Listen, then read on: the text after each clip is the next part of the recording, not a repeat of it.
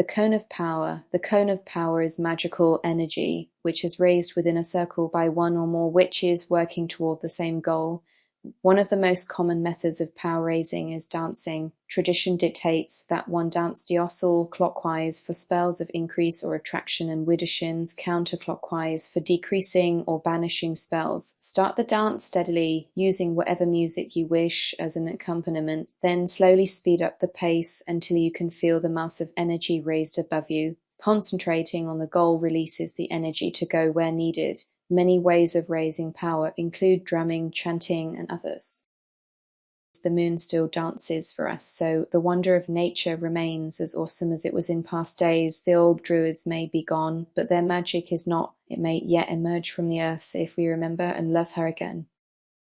Sage a solution for excessive sweating. Excessive sweating makes people uncomfortable. Although it is not a health treatment, it can indicate sicknesses such as diabetes, rheumatoid arthritis, and even cancer. Excessive sweat or hyperhidrosis can be caused by pregnancy, menopause, or some medications. Sage has proven to be the best natural treatment for this condition, as it has antibacterial and antifungal properties and ingredients. 2 tablespoons of sage leaves and 200 ml of water. Preparation: put the sage leaves in a cup and boil water over them.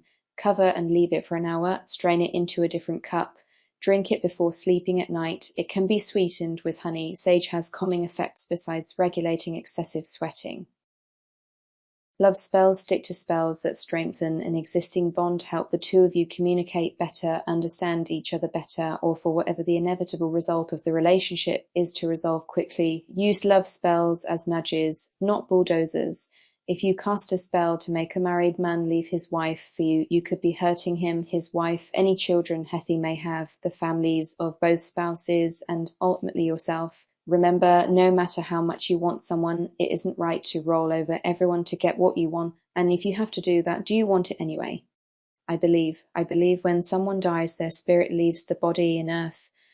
I am strongly against the thought of spirits hanging around and unfinished business. Sounds completely ridiculous. There is nothing one can do to affect this life when in the afterlife. For example, people say spirits can turn lights on and off or make the phone ring, but what purpose would that serve? How can that solve the unfinished business? I would like to thank Pagan Corner for publishing my work.